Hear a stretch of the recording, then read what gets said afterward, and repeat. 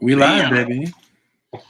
What's going on, Slackers? It's your boy Strizzy. We're back again for another SLAC episode, and with me, as always, we got the crew. With me, my co-host. What's going on, A-Dub? Nothing much, man. Just chilling, living the quarantine dream. Quarantine dream. I feel you. And with us, we got the lovely Myra May. Hi, guys. And in the top right corner on my screen, we got the super producer in the building. Super producer. One time. Hey. But yeah, guys, we got a full plate for you. Actually, this time of week, a lot of stuff has happened over the last 7 days or so. So, should be a good one today. A-Dub, hit them with the use. Yeah. So we'll go ahead and do our thing. We'll start by checking in as always. But we do have some fun stuff today that should be a little bit different. We're gonna break out our SLAC simulator. So we'll see what's up. But no, I was just gonna check in. We should do a COVID update. See how everybody's doing, how everybody's holding down. So. What's good though? How's everybody feeling? Straight, still good. Family's good as well. My mom made the girls these little like homemade masks or whatever, so they actually have filters on the inside of them. So that was pretty cool. She did that kind of keep the kiddos safe. But yeah, man, ready for it to be over, but not rushing it either. So we'll see. Yeah, I'm kind of feeling the same way. We are doing well down here in Texas. On the contrary, I don't take the boys anywhere. Like they have masks, but I don't take them anywhere other than us going outside to walk. I don't take them to stores or around a lot of people.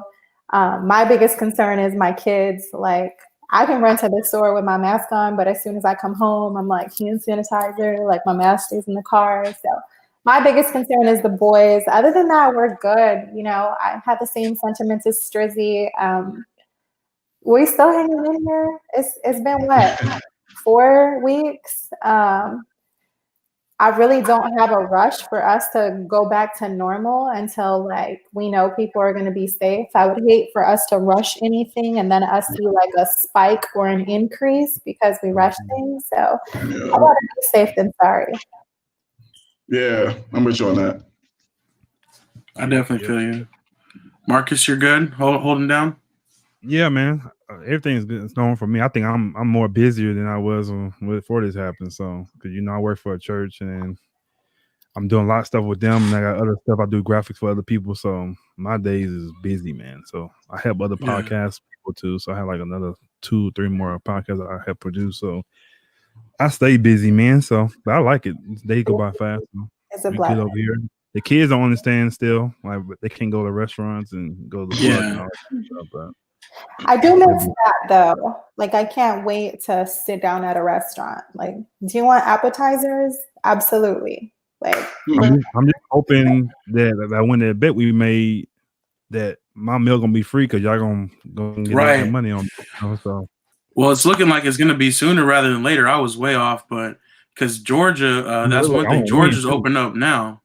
They're opening up basically by the end of the week, I guess. Did you write that down somewhere, A-Dub? Yeah, I found an article on there. They were talking about I'm saying about the bet. Did you write the bet down somewhere? Oh, yeah, I've got it written down. Yeah, I've got it recorded. So if it does go in sooner, who wins that? Yeah, but we have to come up with an agreement because Georgia, they just ass backwards out there, apparently. Georgia, ain't no fault. Hey, the bet is the bet. But let me see. I'm trying to find my paper. One state. See, now he can't find the paper because he didn't win. But okay. Well, we got to record it. We got to record it. It's cool, in there. It's in there. It's the last episode. He just seen it. He just seen it. It's cool. He seen August on there because he picked August. So you're I can't find it now. It's cool though. Thank you for making me the record keeper. You change the house rules when you know you ain't winning. It may or may not go missing. I can't confirm. Nah, I got it. We can always listen back if we have to, but I know it's written down here somewhere. But since we were talking about that, let's segue into that, guys. How do you all feel about Georgia rushing to open or Georgia opening as of Friday? As of things that I read, they're opening gyms. I didn't understand it because they're like, we still want people to wear masks and social distance, but Right.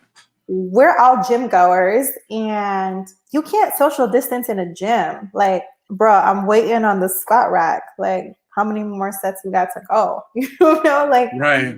Are we all supposed to wear masks at the gym? Like, for one, I can barely breathe in it to start. And two, Governor's trying to get reelected. You know what I'm saying? He's trying to appeal to the people who miss the gym, the people who are not working because of this. You know what I mean? So I think he's really just trying to appeal to those people because realistically, right now, it just doesn't make sense to open things back up. Not like that. Like, I know that even in Arizona, we're trying to, create a plan to open some things back up starting like May 1st. So I understand that, different states trying to figure things out, how we can get some people back to work, you know what I mean? So I get it, I understand it, but I feel like it's still too soon to be opening up certain things. Like the gym is one of those things that, yes, we all love and miss, but, the gym can stay closed a little bit longer. You know what I mean? It's just, I think it's for votes. So, he's got to get reelected probably this year. And yeah. So Texas is in that same frame of mind. They're projecting to open up certain things as of next week with limitations. So like gyms are not going to be open yet. They're going to hold off on like salons and things of that nature. So yeah, it's very interesting what Georgia's yeah. I think the people are gonna just have to decide amongst themselves, though. I think if they do open it up and if people disagree, then those people are just gonna have to chill in the crib, in a way, and just protect themselves however they see fit. So I guess I don't see it as a problem if it's trying to get people back to work or trying to let some people make money, but I do think it would be very scary and it's very risky if and we could easily see a spike or an acceleration of whatever rate's going on right now. I am not going to lie, and I'm going to be 100% transparent. Like, I kind of feel like I'm going to move differently after this. I think a lot of people will, yeah. Like, more precautious.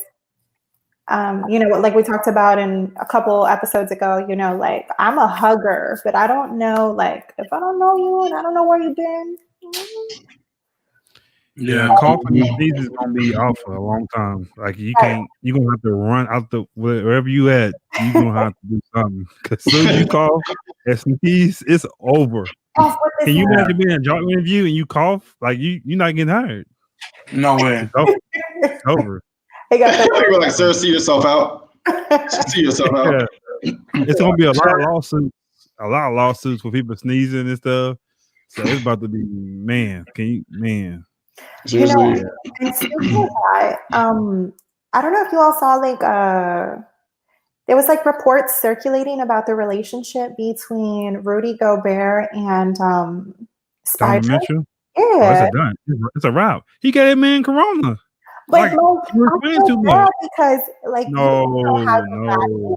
It's at not the end of the day, he's not college. Scratching corona, what happened was they was in the locker room around the time, and he was joking around. He was like grabbing people. He grabbed him, was like hugging them and everything, and doing all that kind of stuff. And we don't know all the details, but he probably coughed on him or something like that. So some certain things you don't do. Like I ain't asked for corona. You gonna give it to me? So yeah, it's gonna be a while, man. It's gonna be a while. It is weird, I feel like Rudy is, kind of a jackass, but at the same time, I just was surprised that they're saying it's like they can't repair the relationship at all because it's like, I don't know. It's kind of weird for me. And how do you know that Donovan Mitchell didn't give it to Rudy Gobert? Well, how do we really know that? Yeah. Because after because they say at the incident, he was doing all the grabbing him and everything, all that kind of stuff. That's when it kind of happened. So you got to think about it too. Tested positive the same day. No, but think about it too. When he played those other teams, like he played the Pistons and Woods, he was holding Woods. So Woods got it. Right. Donovan Mitchell, his person, he didn't get it. You know what I'm saying? So I think he gave it to him. And at the end of the day, too, think about it. Coronavirus is dangerous. So say he would die from it. You know what I'm saying? So it just. No, I know. I mean, he was definitely being reckless, but I just feel like he wasn't doing it intentionally. And obviously, with the looking back, it was so stupid. Obviously, it's dumb. Yeah. For me, it's like thinking of like the common cold or the flu. Like if we all work together in a small area, I mean, at some point we're going to spread germs to each other. And like, I can't sue you because you came to work with a fever or the flu. You know what I'm saying? Like, but I have seen in the office, like in the 9 to 5 world, where people would be like, I know she got me sick. Like she shouldn't have been up in here with her germs or whatever. So I don't know. Yeah. But it's nothing I've ever felt like would be like irreparable. I don't know. Right. I feel like at the end of the day, like they're still there to do one thing. You know what I'm saying? That's win basketball games. It would It's be weird like- if he could just, like if he could still play with him but just not be friends, or if he gonna demand a trade, that'll be crazy.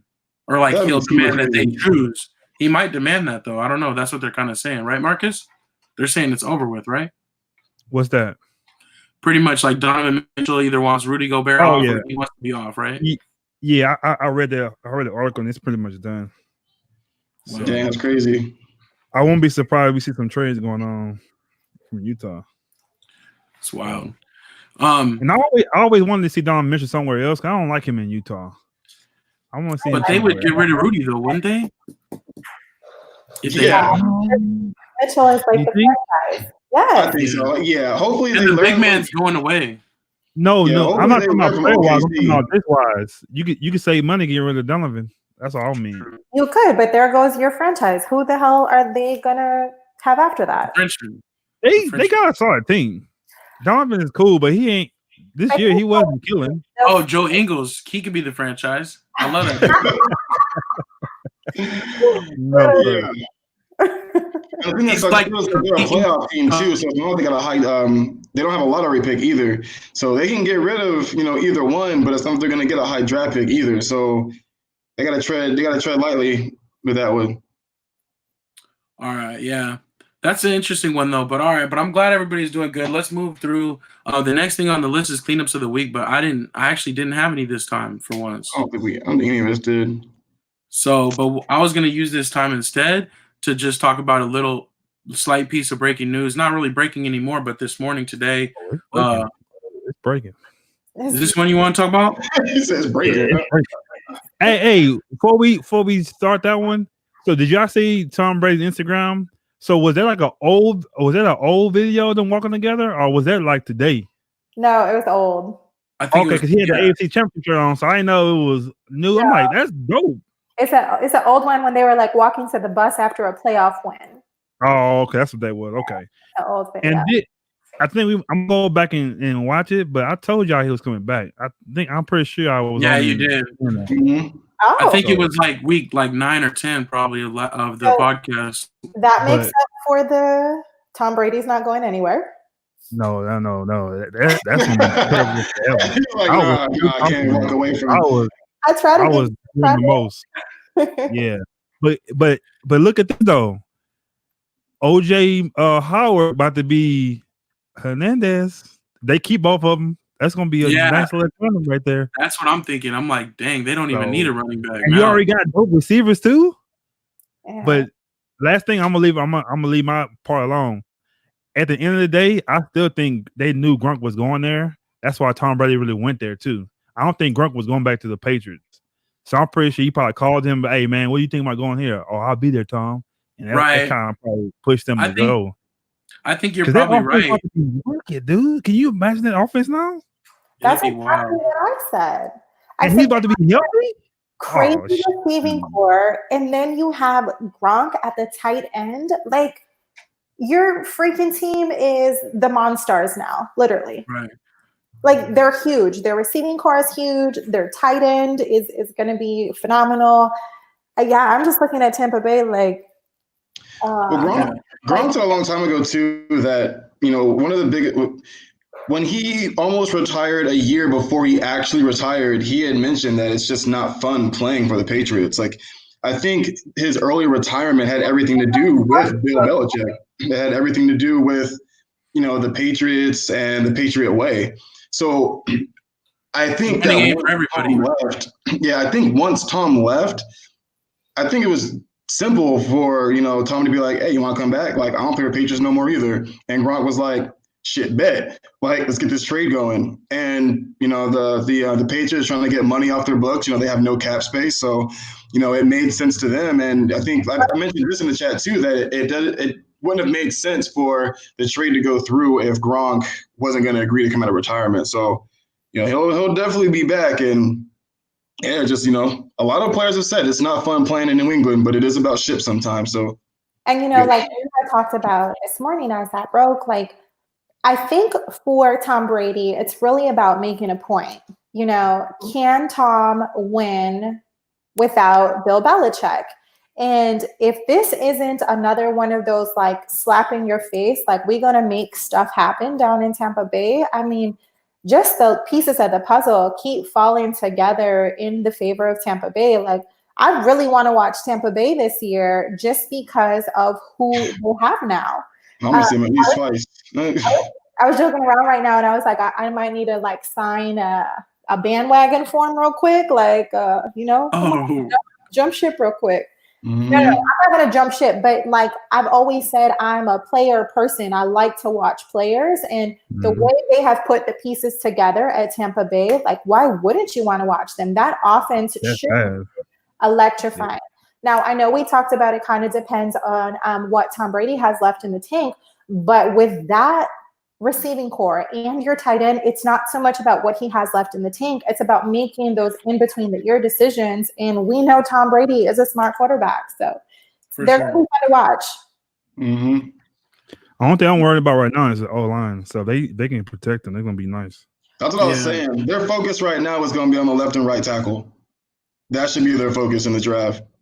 Your first pick and second pick need to be tackles on that line. Wait, and not just that, but like Tom Brady being a veteran, like now you come in and you talk to your O-line, the way Patrick Mahomes, how Patrick Mahomes and Lamar Jackson look out for their linemen. You know what I'm saying? So come in, talk to your linemen and let them know, but definitely on Tampa Bay's coaching scheme, get linemen, protect your quarterback, make stuff happen so your receiving core has time. Tom's going to put his offensive line in, I think, the best possible situation to be successful. So he's definitely that smart. He's gonna allow them. Not very many quarterbacks read a defense better than say Tom Brady or the Peyton Mannings of the world. So he's gonna call out certain blitzes before his center even does. So I think they'll be fine. Yeah, it'll be a fun team to watch for sure. Fun division. Your guys will compete. No, for sure. It's a division game, so regardless of how bad we do, we'll always play them. No, we'll also play them well, but right, it should be fun. All right. Well, that actually brings us to something too. We were talking about what they're going to do in the draft, so we are going to do our mock draft today. Our first official SLAC mock draft should be pretty exciting. So we all have our team assignments, and we're going to each be a GM for a handful of teams. So we'll see how this goes. But one thing I did want to talk about, I don't know if you guys saw this or not, but Bud Light is doing this #Boo the Commish. Did you guys see this? I did not. So Bud Light is doing where you can send videos of you booing and then you put #Boo the Commish and you tag @Bud Light, and they're going to play them back during the draft. And so that way they can basically continue this tradition because, every year when the commissioner comes up to announce and open the draft in the first, pretty much every time he comes up, everybody boos him in the crowd. So they're like, we need to keep this tradition going. So I think everybody should participate. They're donating $1 for everybody that does it up to 500,000, and it's going to go for coronavirus. So that's dope. And I love that they're doing that, and I love that they're being real about it because we should @Bud Light on this segment right here. So yeah, for sure, yeah. They can donate on behalf of Say Like a Champ. Well, we might have to do our boo real quick. Are you guys ready? So I'm ready. Let's get it. All right, 3, 2, 1.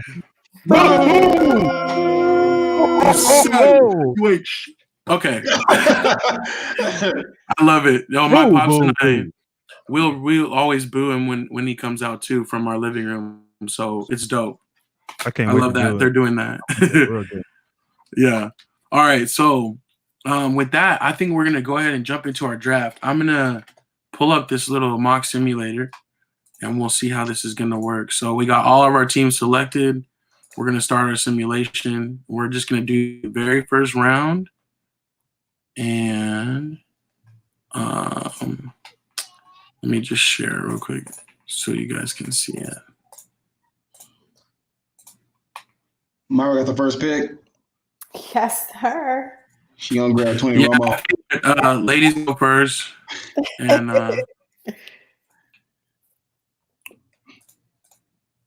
okay.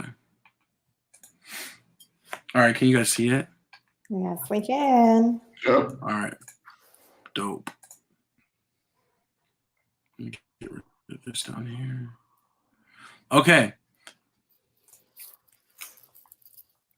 So with the first pick in the 2020 SLAC mock draft, Myra and the Cincinnati Bengals are on the clock. The Big Cats, Cincinnati Bengals, would like to take Joe Burrow, QB from LSU. Ooh, all right. Ooh. First pick off the board. The boy. That was fast. Okay. With the second pick, the second pick of the 2020 SLAC mock draft, Washington and Marcus, represented by Marcus. I'm about to shock the world with this. You know, I like to go somewhere else. With the second pick of the 2020 draft, the Washington Redskins are taking Tua Aloha. Wow. Thank you. Tua. Why not? Okay, Hey, shock the world. They did the same thing with Murray and what's the other guy's name from the quarterback from the Cardinals? Oh yeah, Josh Rosen. Yeah, we didn't give him a shot. We didn't give him a shot either. Let's go and get Tua in there. All right. Oh, okay. That's what's up. Okay, so now on the clock. Yeah, exactly. I love it. So, but you never know because crazy things happen. We're not doing any trades in this one, but we're gonna, we'll see what happens. So now on the clock, the Detroit Lions, represented by Strizzy. We, the black delegation, no, I'm playing. With the third pick in the 2020 NFL draft, the Detroit Lions are, I guess, going to take Chase Young. Chase Young, woo! I can see that for sure. If he slips to 3, it's a wrap. They're going to take him. He's so pissed right now. Yeah, for real. All right. Well, this is surprising. So on the clock is the Giants and represented by me, A-Dub. And now I don't know what to do because I'm thinking, I still think that the Giants are going to stand strong. They really need help on their offensive line. So the New York Giants are going to take Tristan Wirfs, offensive tackle from Iowa. Okay. Offensive tackle there. Yeah, smart. That's what they need. That's really what they need. I was looking though. I mean, obviously there's some other people available, but I feel like they wouldn't really switch up. They would just stick with what they got right there. Sure. So now on the clock, the Miami Dolphins, represented by Myra. So, my super producer threw a wrench in my parade because I actually had Tua going to Miami at 5. So, with that, I'm going to take Jeff Okudah, the cornerback. All right. Okay. Jeff Okudah, cornerback out of Ohio State. I had him going to Detroit, right. You know what I'm saying, but I had to take Chase instead. Makes sense. Definitely got that footwork though. So I just missed everybody thing out. Yeah, like scratch already. I gotta my pick, a second and a third just in case. So we good. You ain't messing none of my picks up. All right, so now on the clock, the Los Angeles Chargers, represented by super producer Marcus. So the Los Angeles Chargers with the 6th pick. This is easy. We're gonna go and get that guy from Oregon, Justin Herbert. Justin Herbert. Mm-hmm. Ooh, got yourselves a quarterback. I think he'll be legit. I think that might be where he winds up too. Yeah. Marcus, you must have been watching my picks because I had him at 20. I'm just letting you know. Oh, you thought he was gonna sleep, huh? I really did. Thought he was gonna slide it. All right. So now with the 7th pick, the Carolina Panthers represented by Strizzy, of course, naturally. You know how to get mine in. This is actually hard for me because this is actually my team. But the Carolina Panthers with the 7th pick in the draft, we're going to take defensive tackle from Auburn, my boy Derek Brown.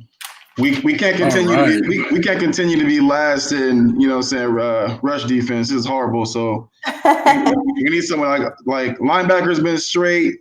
Rushing the passer has been straight, but protecting the run has not been good the last 2 years. So we got to change that up. Got you. All right. So now on the clock, the Arizona Cardinals represented by myself. What? I think, I know because this is how it falls, but I'm a team player, I feel it. So I was Do it. I was gonna be looking for somebody to protect him, but at the same time, at this point, you can't pass up on this available talent. The Arizona Cardinals will select Isaiah Simmons, linebacker from Clemson, best defender in the draft. Well, most versatile defender in the draft. For sure. All right. So now on the clock, the Jacksonville Jaguars represented by Myra. The Jacksonville Jaguars will take cornerback C.J. Henderson from Florida. Okay. Ooh. All right. Yeah. Going defensive needs there. They gotta replace the boy. Definitely got to replace him. All right. Now on the clock, the Cleveland Browns represented by super producer Marcus. I think we're good on receivers. I think we got a nice little offense, but we can use a little bit of protection. So I'm gonna go with the guy from Alabama, Jedrick. I think it's Willis. I'm gonna go with him. Jedrick Wills. All right, that's good. I think that's a great pick for them to protect that guy. See if Baker can do anything. Great pick, commit or GM. So now we have next on the clock, the New York Jets represented by Strizzy. Yes, sir. So the New York Jets, they just lost Robbie Anderson. He's headed over to Carolina. So they got to get a wide receiver for their boy. So we're going to go with Jerry Jeudy out of Alabama, wide receiver. Ooh, all right. First wide receiver off the board. They need some help. All right. So that leaves now on the clock the Las Vegas Raiders represented by myself. Let's see who we got here. I was hoping that Jerry Jeudy would fall here. They definitely need a wideout. Mm-hmm. You don't see the best wideout. They also. I'm sorry. This guy right here. No, I think that if Jerry Jeudy wasn't available, but I think this guy would have probably maybe even gone before him. So the Raiders would take CeeDee Lamb from Oklahoma. I figure they're going to go back. I think they're going to go back and forth in the actual draft too. I think so. Both of them. But this guy's explosive. Oh no, real talk. I had Jerry Jeudy as pick number 1. So because Strizzy wants to throw wrenches in my damn parade over here. I'm just trying to fix it.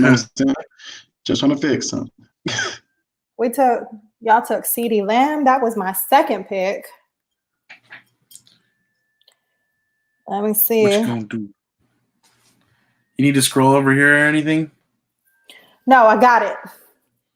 Okay. From Alabama, we would take Henry Ruggs III, wide receiver. All right. Ooh. So replace Samuel? Absolutely. Basically. They definitely needed a wide receiver. I had 1, 2, and 3. Their need is wide receiver. 1, 2, and 3 wide receivers. Y'all, Jerry Jeudy was my number 1. CeeDee Lamb was my number 2. Y'all took both of them, so got to go with number 3. There's a run. All right. So next on the clock is the Tampa Bay Buccaneers represented by Marcus. Man, so we got the tight end we needed already. Yeah, right. Right? Put a wrench in your whole draft pick. Yeah. So we do this. We need to protect old man. So I'm gonna go with the dude from Georgia, Andrew Thomas. I love it. Okay. Andrew Thomas, first Bulldog off the board, baby. Let's go. I'm gonna be excited for that. All right. So next up, the Denver Broncos with the 15th pick, represented by Strizzy. Yes, sir. Yeah, so the Denver Broncos are they've been a very good defensive team over the last couple of years. That's been one thing that kind of like kept them in their games. They have a great, they don't use their running backs the way they should, but they definitely have a good running game as well. So I think one of the things that they need to add to their offensive game are as a wide receiver. So I picked up Justin Jefferson, the wide receiver out of LSU. All right. Nice. So lots of wide receivers going crazy off the board. Yep.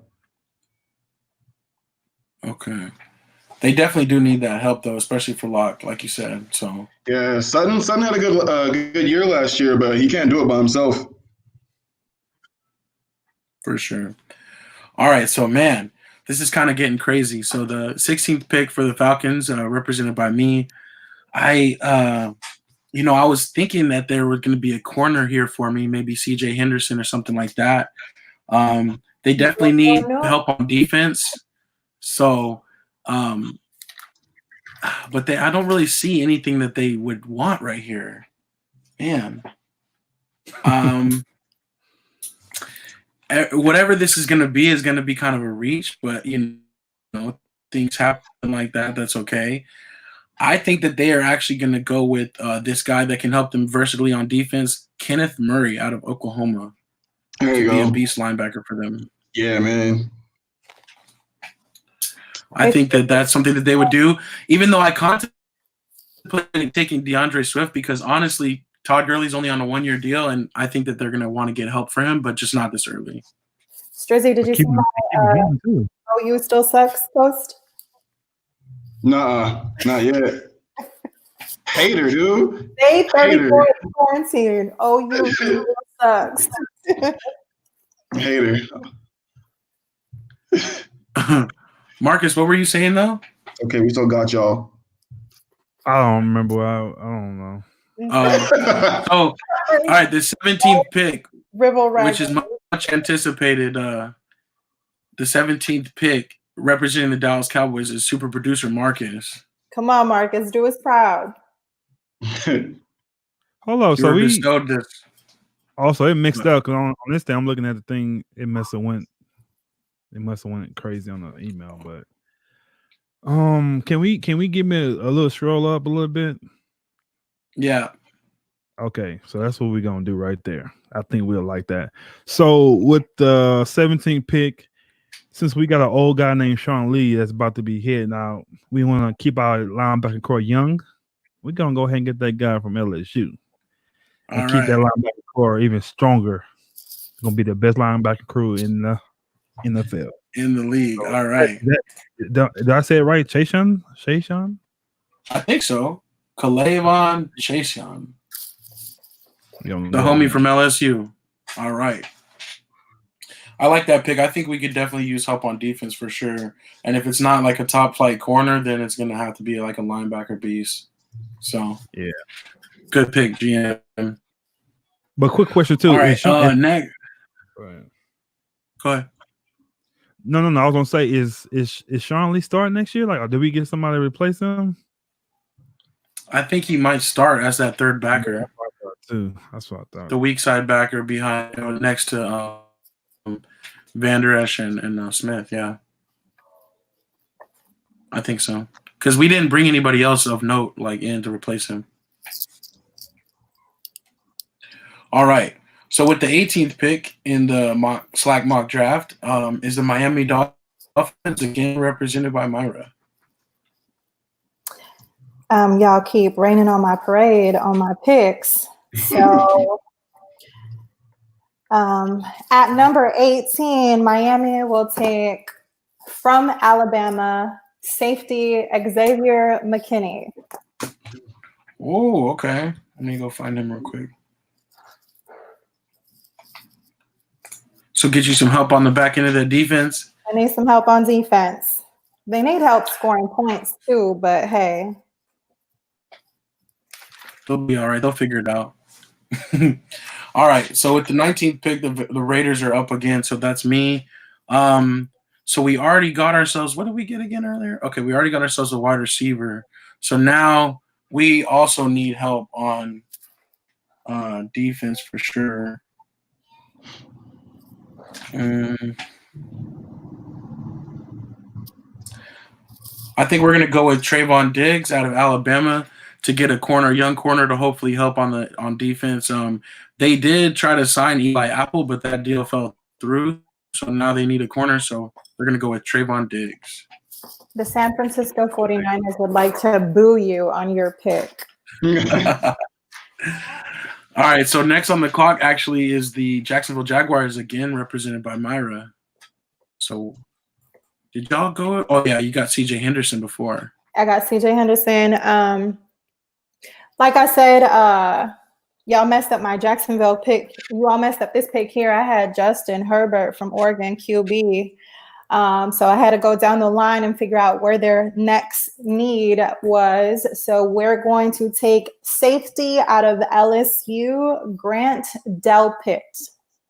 Ooh, nice. You know, it's kind of crazy.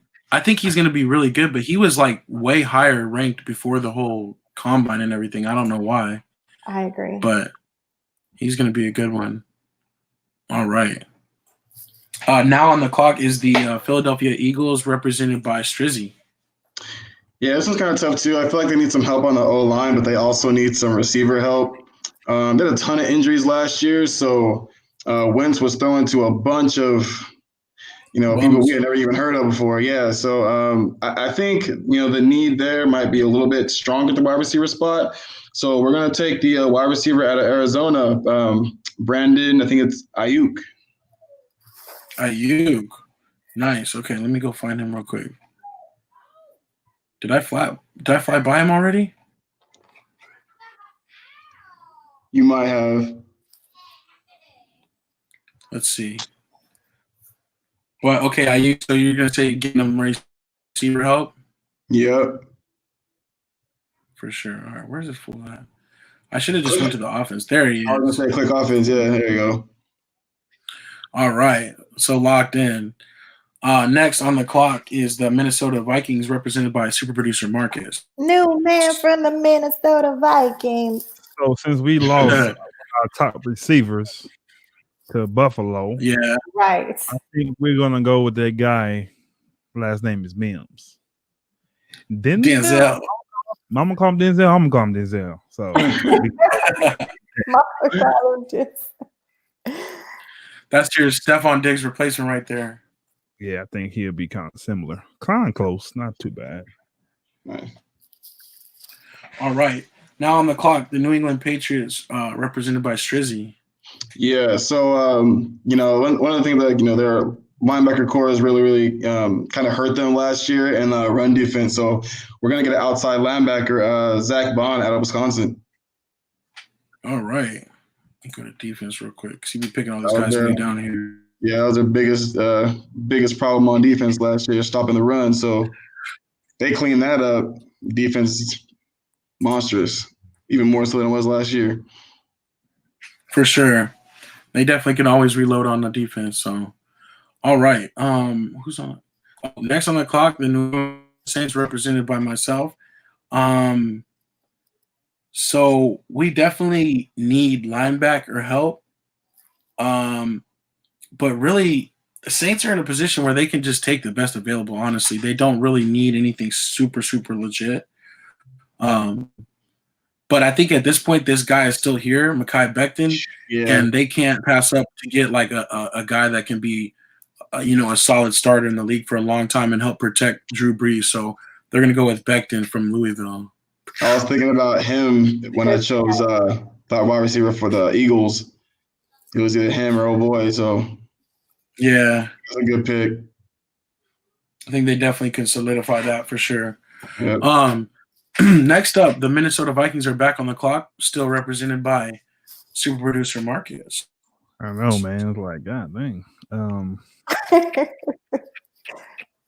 Yeah, I'm gonna go with back on the clock. we're gonna try to do 2 backs. You know, we're gonna try to mix it up in that division. So I'm gonna take a little gamble right here and get Swift from Georgia, baby. All right. Okay. 1-2 Jordan Boy Swift. And they could use that too. For sure. You know, Because Cook, he's good, but exactly. He scares me. And I think that after Murray left, like Murray was legit when they were together. And I feel like that would help him. So another good pick.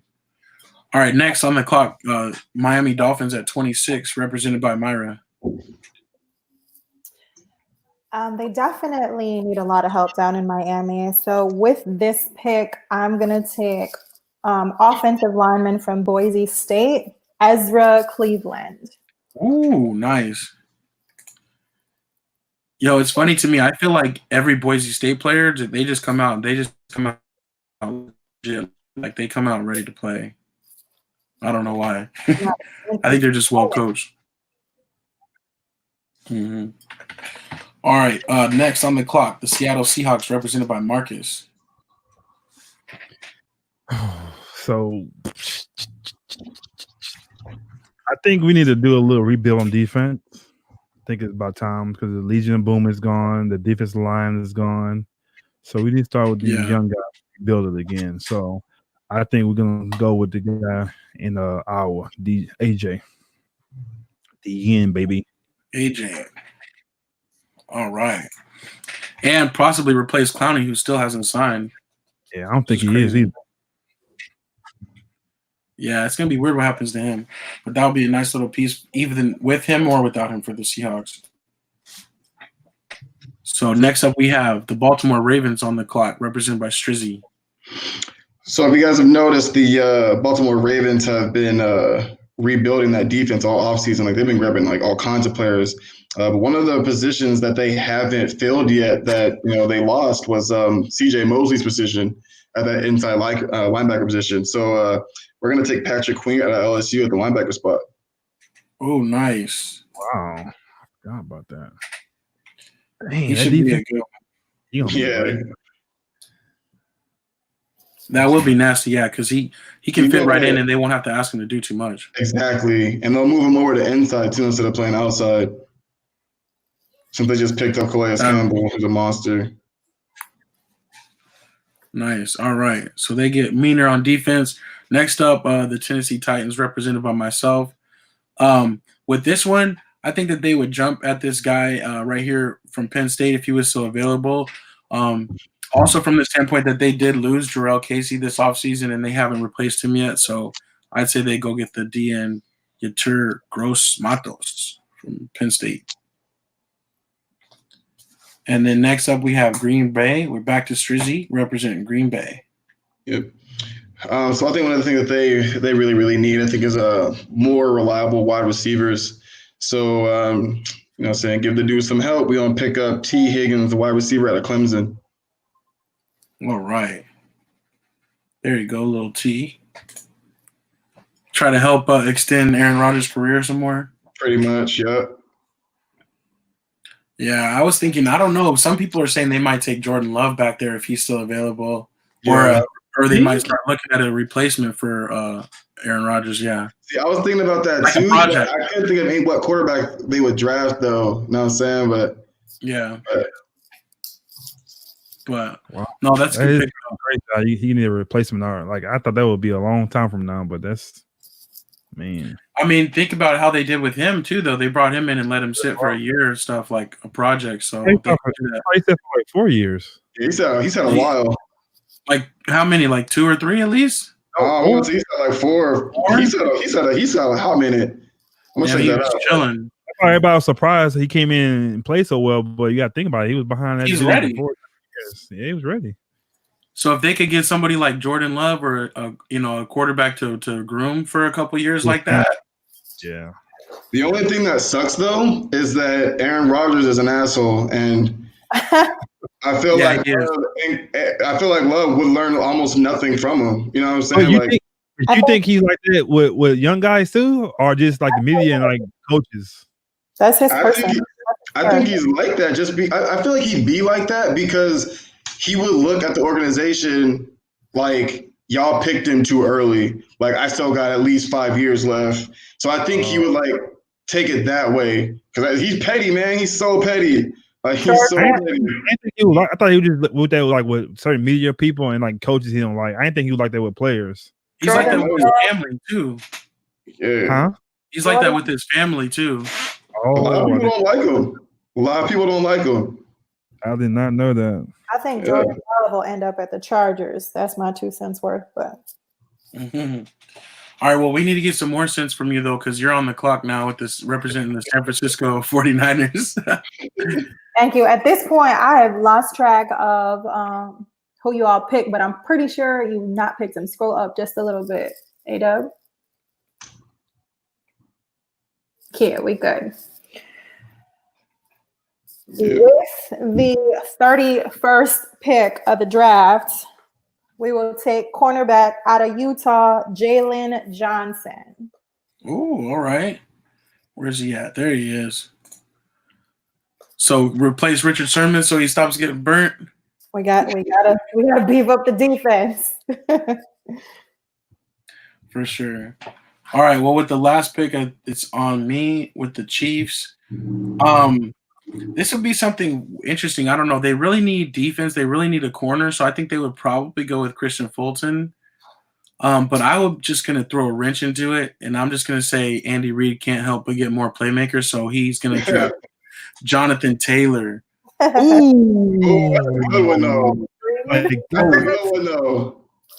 Yeah, like as a replacement for well, not a replacement, but just add more to the running game. Yeah. Dang, that would be nice though. But you think he'll be there? I don't think he'll even be there though. Zach Taylor, I think he still will. I mean, Jonathan Taylor? Maybe so. I think he still will. I don't know. We'll see, because I think they're saying Swift might be the only one to go in the first round based on their experts, but we know no one really knows until it happens. So Until it happens. All right, so here's our draft though. Cool. Say like a champ, definitely got insight. That's what's up. So we'll have to copy this down. I'm gonna copy this down. Who got the most right? See how we were on, if we were on track or not. Yeah, that'll be fun. We can do another bet right here. Another SLAC bet. I gotta make sure I can copy and paste this though. So before I say something, then it's recording. So yeah, we got it. Okay, cool. Yeah, we know your record keeping skills. I'm just throwing it up there. I don't want to be accused of even more treachery. All right. So that's what's up. That was fun though. That was cool. fun. I'm really excited for the draft. That's all cool. Yeah, I'm excited for the draft. So I think that was a cool way to kind of get me even more excited. Yeah. So, all right. So I got it recorded too. Just virtual, just like this. Right. There we go. First taste of what it might be like. Sweet. All right. Well, I appreciate you guys as always. Playing along and everything. So did we have any other sports talk for this week? Like about MLB or anything like that? Oh, we got wait. You guys gonna pass up the documentary? We're not gonna talk about that? No, we're gonna go to NBA after this. I'm saying, like, do we have anything like besides NBA or football? No, I'm good. I threw a flag on the play. Marcus ahead of the game. We had a false start on the line. I didn't mean it like other sports. I thought we were like changing something up all the way. I'm like, no. My bad. No, so I just want to make sure we didn't have anything that's not basketball or football. And if not, then we'll just go ahead and we'll move to let's talk about MJ's Last Dance before we do our playoff simulation. For sure. What did you guys think? I don't want to be a spoiler, man. What do you mean? I mean, we know some people live under rocks. Like, you never saw Tiger King, so we might have some. Oh man, no, the sports world can watch this. We might have it's free. No, if they haven't watched it by now, they deserve for it to be spoiled. Look, no, it was dope. I thought it was absolutely amazing. First thing that I thought of was this film crew followed them back in 1997, and we are just now seeing footage of it. Like, I was like, where has this been all of our lives? I think strategically planning, they did a great job releasing it at this time because we don't have much to do. And Michael Jordan drops brand new kicks at the end of this week, right after this releases. So marketing was phenomenal on that. But I thought the documentary, 2 thumbs up. This lets you know that Michael Jordan was on a whole other level, like beast beyond belief. One thing that everybody talked about, and we saw that, you know, all over social media, was Scottie Pippen and how, you know, if somebody on the low was a person, he did well. He did well on the back end in totality of his career. But I thought it was great. I've always loved, gosh, I totally lost his name. That's horrible, right?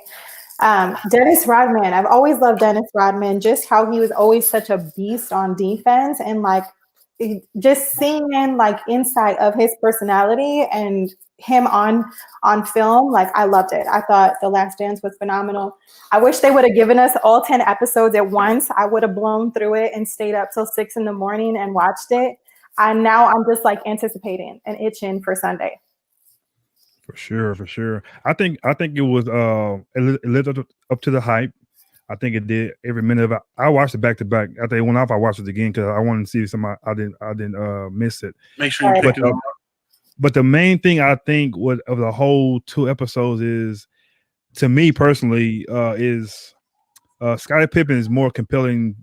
His story and everything, his whole part of this documentary is more compelling than Michael Jordan was. Because at the end of the day, we pretty much know everything about Michael Jordan. We see documentary, we got the books, but we never seen this side. To me, I never seen this side of Scottie Pippen, because Scottie Pippen was a monster. Like, I don't care what nobody say, he was that guy. Like, he was to me, he invented the point forward, a big guy playing behind the rock.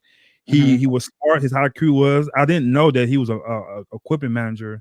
I didn't know that before he even played at a small school. And then he got on the team, became one of the best players. He grew like a foot or something like that. It just seeing him, just seeing the story of him, this whole documentary, just seeing that part. I know it's gonna be more. Just made it so good. And the part of I didn't kind of like, something I would say, is the part when Jordan, to this day, Jordan is an a-hole too. So at the end of the day, because him saying that Pippen was wrong for not getting the surgery and so he could be ready for the season, like, that's, to me, it was selfish, because you getting paid, like, your contract is getting, and to this day he still feel like that. So to this day, you seen he was getting pennies and you was getting your money. So as a man for his family, you should have been like, oh, I felt back then he was wrong, but now I see what happened, but he still feel like he was wrong. Right. So, and to me, I wish they would have did some of the interviews with them together. Like, when he was saying something like that, what Scottie would say to him at my face. Yeah, this not an argument, but just say, see what would happen. Yeah, right there. You know what I'm saying? Because y'all brothers pretty much. So for him to say that, I didn't really like that. He said he was wrong. Because at the end of the day, Scottie was your like security blanket. You can do a lot more when Scottie was on the floor, but now you gotta play every night pretty much and do your thing. So I think that's what happened with that. But at the end of the day, I think this documentary was gonna be great. But the only thing I'm trying to figure out is, they recorded this in '98. Did they know they was gonna put this out later on, and like years later, or were they trying to see what they're gonna do with it? Because it felt like a perfect time. Like, it just felt like this is a perfect time to show like this. So I'm a guy. I do a lot of videos. I'm really creative. So I was just trying to figure out, like, how do they know to do this that year? Like, how did they know? You know what I'm saying? So I don't know if they're going to do like 10 years after they did it, or 20 years. Because I seen they said that 2016 he improved it. So I just wonder why they just that's still like what, 4 years after he improved. So I was kind of like wondering what happened that, but like I said, not to say too much, but overall it was a great documentary. So especially with sports teams, there's always camera crews following them. You know, that's how we found out about the the Astros. scandal in Houston with the Houston Astros. That's how we found out about Deflategate and what happened with Bill Belichick. So I think just in the sports world, they always have these camera crews just getting footage. With Michael Jordan's situation, we knew he was going to have a legacy.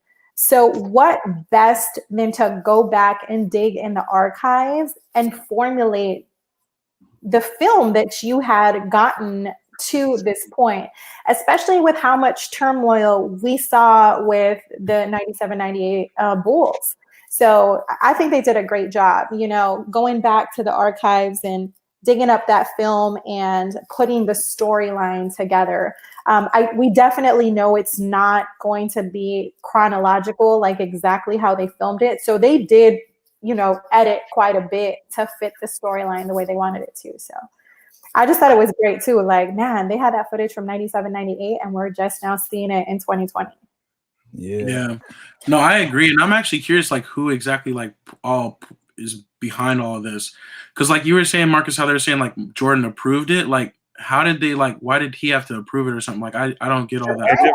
So. Pretty much what that meant. I think it's because he owns his name. Yeah, the brand. His brand. Oh, I know, but I'm just saying, like, if it was done. It's called The Last Dance. Right. Exactly. It's not necessarily, like, his thing to approve, I guess. Yeah, but if I have legacy, like. But I'm just saying, it's not like he's the only one in it either. And, like, if they were working for the team at that time, then he would have already, like, kind of, like, inferred their rights to it because they're filming the whole team. Here's a perfect example. It's like Destiny's Child. There was other people in the group, but it went through Beyonce and her family. Well, yeah, I know, but I'm just saying, like, I think there's a little bit more to it than that too, and obviously certain things have to be contractually. You go back and think about it. NBA Jam, Michael Jordan wasn't in it. You know what I mean? There's reasons for that. Or like, and Barry Bonds wasn't in the baseball and all that. Right, and I mean, hell, all sports games. Michael Jordan wasn't in any NBA game until what? 2K was it 11? Yep. Yeah. So I mean. I think that has something to do with it as well. It's just like if you're going to use Michael Jordan in just about anything, he's got something to say on it. And when he was in 2011, he had to be like part owner or something of that game or something like that too. He had so many rights. He was on the cover for like 3 years in a row. Yeah, it's like no, but that makes sense. Like now that you're saying that, like if he wasn't part of the NBA Players Association or if he didn't like sign off on that part of it, then even if they had the right to film the team, they would still have to go to him for different permission. So yeah, and they would have to if they would have done it without him, they'd have to leave him out of it, and they're not going to do a Bulls documentary without Michael Jordan part of it. But the thing is, think about this though. I think the NBA still has some kind of rights. They probably can't. He won't be talking ever, but he can still show him. So to me, at the end of the day, this big of a documentary, 10 episodes, is a lot of people don't like Jordan. At the end of the day, he's in it. That's cool. We recognize it. But if he wasn't in it, I think we still would watch it the same way. Honestly, for sure. I mean, I would have, but we seen so much of Jordan already. We seen so many the books, the movie, documentary. We seen so much of him. Scottie Pippen, let him be the face of that thing. I would have liked his opinion of things, how he thought about Jordan, throw a little shade like that, because Scottie Pippen throws a lot of shade. So it'll make the documentary even more better because he can't come back and say nothing. You don't want to be part of it. So let me say what I'm saying and throw my shade, and that would have been dope. Like I think it'll made it even more views. Stir the pot.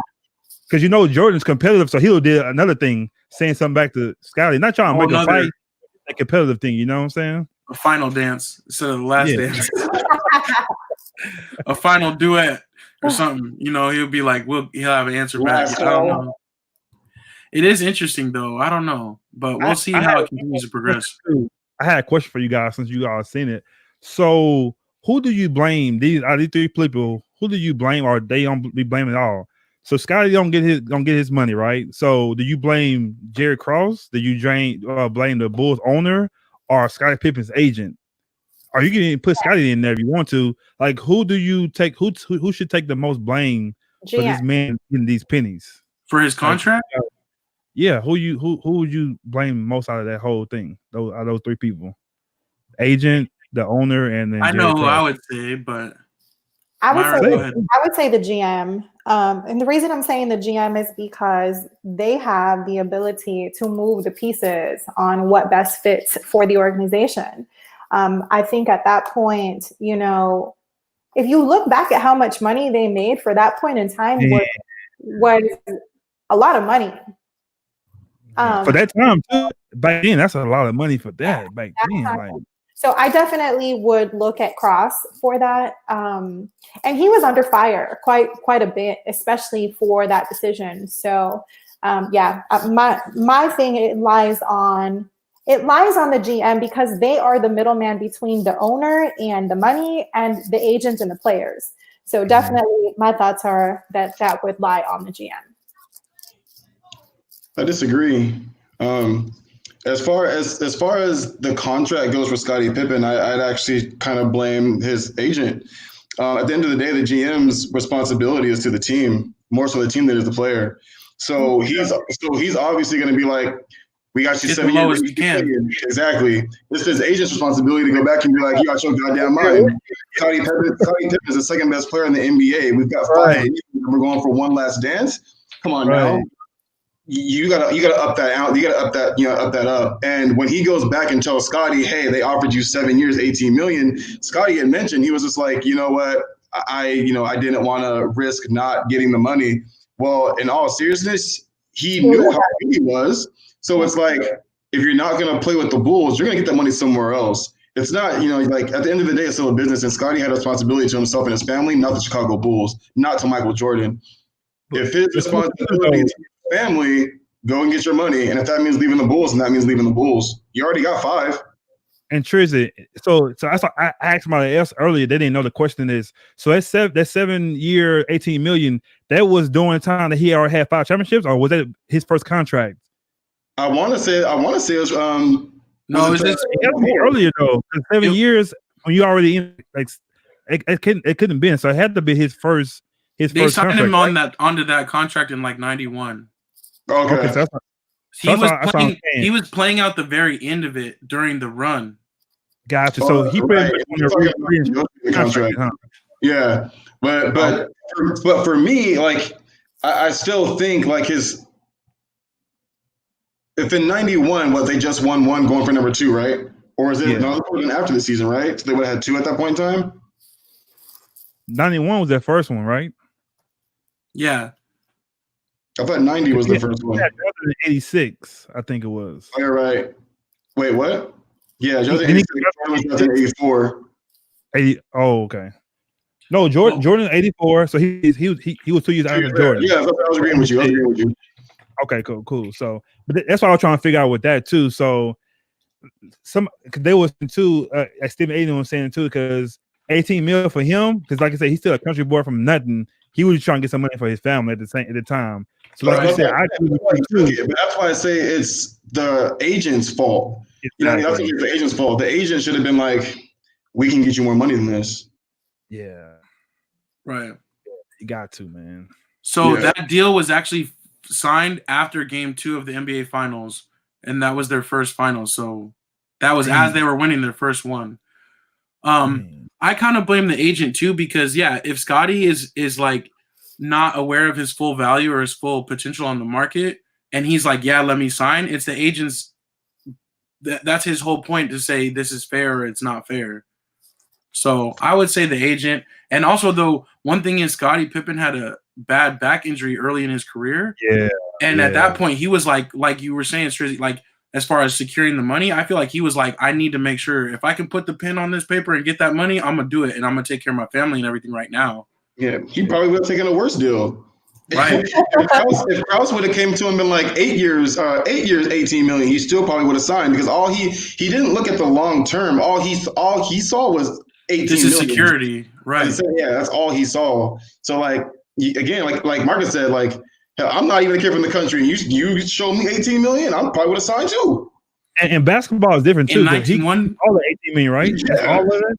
Yeah, it's guaranteed. Yeah. The moment he signed that paper, he was like, because think about it, he ain't even making money like that. 18 million. Like I said, he went and bought his mama a house. You know what I'm saying? His dad's sick, so I think Krause is responsible for the downfall, not the downfall, but I think Krause is responsible for the end of the Bulls. I think he's responsible for that. You know what I'm saying? I kind of agree, but I think nature takes its course. Like nothing lasts forever. And even when the Warriors were going on, everybody's like, and they got KD, it's not even fair. They're gonna just win forever. No, it don't work like that. Like it's not that simple. We're gonna talk about that after this, though. Yeah, I'm ready for that too. Yeah. Yes. Let's talk about that right now. Real quick, in 1991, Scottie Pippen was 26. So just to think of 18 million at 26 years old in the 90s, like that. I'll take it now. I'll take 18 mil at 32 right now. For 7 years? Shit. Sign me up. But I have one question too. We probably can look it up. You think Scottie got, because Scottie has some nice shoes. Like he wasn't playing with his shoes. So you think his endorsements kind of helped him out too a little bit, or was he getting pennies with that too? You think they never talked about that because they show his shoes in the documentary. He has some nice kicks. Yeah, I actually have one pair of Pippins. I think he probably got pretty. It helped him the endorsements, but he wasn't getting money like Michael or like a big name. But in the long term, because his shoes came out again like maybe 2 years ago again, and people are still buying them. So does he get the money still with that, or just a contract? If he still getting money for that? He'll still get his money. Yeah. Oh, he still does. Yeah, because he's still a Nike athlete, and so is like Charles Barkley too. Yeah. So he's no longer contracted with them. He should still at least get royalties. So he's still getting some money from it for sure. Oh. Hey, one of the funny things that I had screenshotted and I wanted us to kind of do was like, what 90s basketball player outfit would you rock? Especially because this documentary, like. So you made a screenshot? No, I didn't. I didn't do the screenshot. I wanted to send it to you all, but I didn't do it before our podcast. Like, what 90s player outfit are you rocking? Well, we can still do it. And they put the new school NBA players' heads on the outfits, didn't they? Or is that something different? Oh, I didn't see that one. No. Oh yeah, so like they showed up some old school 90s players in their old school 90s gear, like their outfits or whatever, but they threw like today's players' heads on it. That was hilarious. It was really funny. I like the hairdos.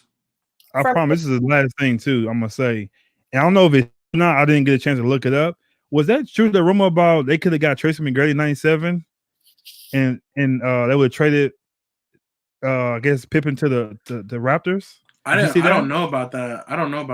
So it's out there. I don't know if it's on Kim documentary next week on Sunday or whatever. But they said they had they was on a trade Sky for that draft pick to get McGrady, and Jordan said no to the thing. That's why it didn't happen.